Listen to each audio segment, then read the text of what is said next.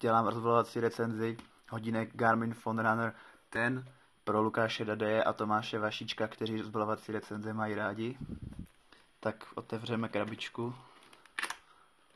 Jde to snadno, což je vždycky známka kvalitního zpracování. Tady máme návody, manuály v angličtině. Páně, jestli je přítomný i český návod.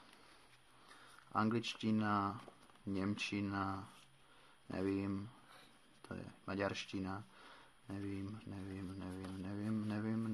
nevím, to je finština, polština. Český návod přítomný evidentně není.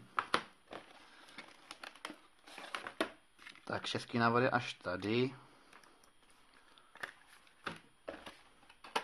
Dál tu je 4pinová nabíječka pro připojení hodinek do USB.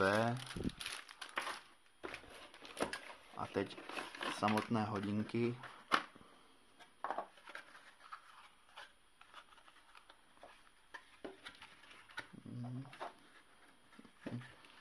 Příjemný gumový proužek.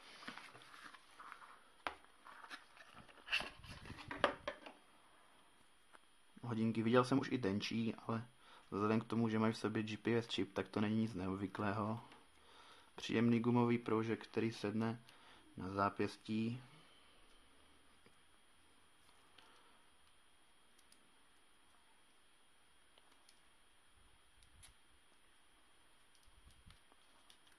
Jo, hodinky drží pěkně.